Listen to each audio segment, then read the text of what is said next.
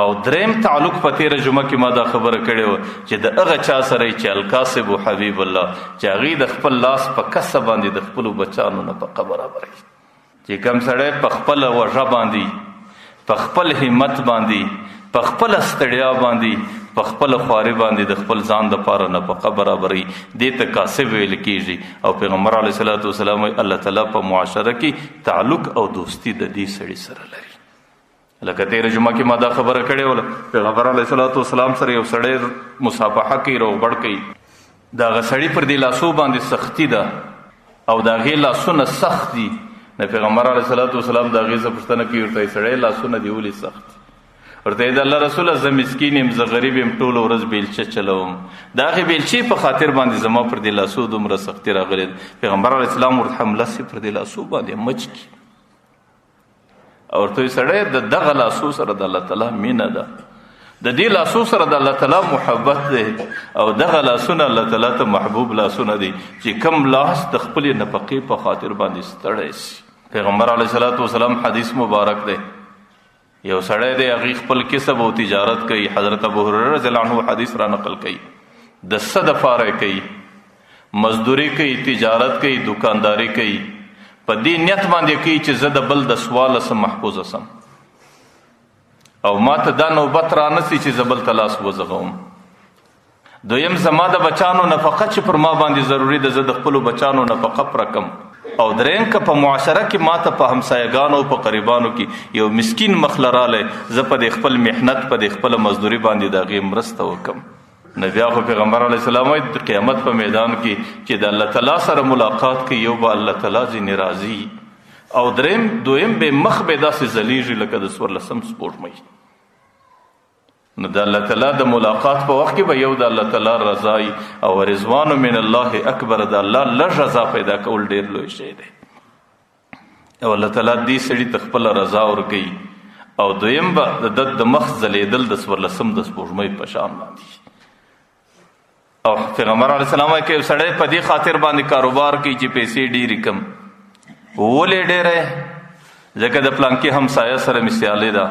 د پلانکي تربوره سره مې سیالي ده د پلانکي کاروبار والا د پلانکي تاجره سره مې سیالي ده هغې سږ کال دومره ګټلې ده او ما لږ ګټلې ده نو زه په هغه پسې ځان رسوم. نو بیا چې کله د قیامت په میدان کې دی د الله تعالی سره یو ځای کېږي لقي الله وهو غضبان الله تعالی به په داسې حال کې د ده سره ملاقات کوي چې الله تعالی به دې بنده ته ډېر په حالت د غضب کې الله تعالی به دې بنده ته ډېر په حالت د غصې کې او الله تعالی به د دې بنده سره د رضا بجای ډېر د ناراضګۍ په حالت کې. نو چې کم سړی هغه کسب کوي هغه مزدوري کوي هغه تجارت کوي هغه ټوله ورځ محنت و خواري کاږي په دې نیت باندې کوي چې په دې سره زه د خپل ځان د سواله سره ګرځوم په دې سره د بچانو نفقه برابروم او په دې سره د خپلو قریبانو همسایګانو سره د خپل وس مطابق احسان کوم نو بیا خو د هغې دپاره ډېر لوی فضیلت دی او دا د الله تعالی په دوستانو کې دی او د دې سره د الله تعالی تعلق د دوستۍ پر بنیاد باندې دی. پیغمبر علیه صلات وسلام مسجد نبوي کې ناست یو سړی دی هغې ته الله تعالی ډېر ښه جسم او بدن ورکړی دی د هغې بیلچه پر وژه ده د مسجد نبوي او مخ ته تېرېږي. صحابه کرامو کې چونکې د جهاد جذبه ډېره وه او د دین د خدمت جذبه ډېره وله نو حضرت عمر رضی الله عنه پیغمبر علیه السلام ته الله تعالی څومره بهترین صورت او جسم ورکړی دی الله تعالی څومره بهترین قوت ورکړی دی الله تعالی څومره بهترینه ځواني ورکړې ده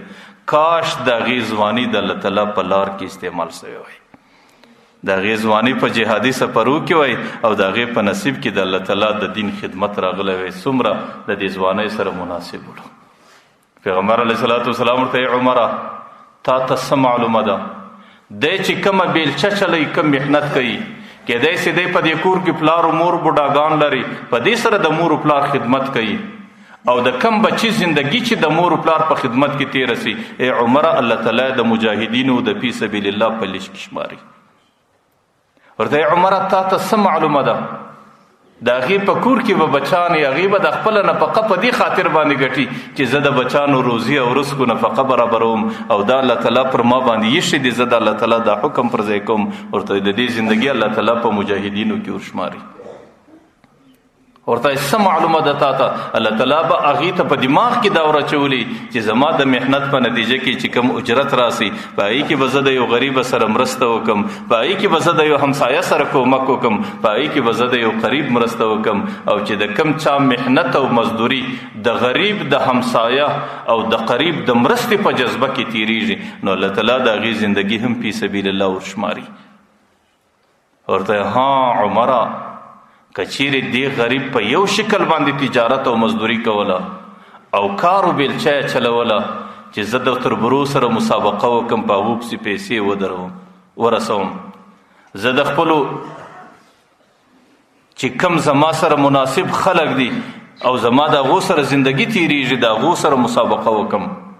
او زه د خپلو همسایګانو سره مسابقه وکم، او زه د خپل کسب او د تجارت والا د انسانانو سره مسابقه وکم کې په دې نیت باندې ګټي بیا د دې غریب زندگی فی سبیل الشیطان تیریږي.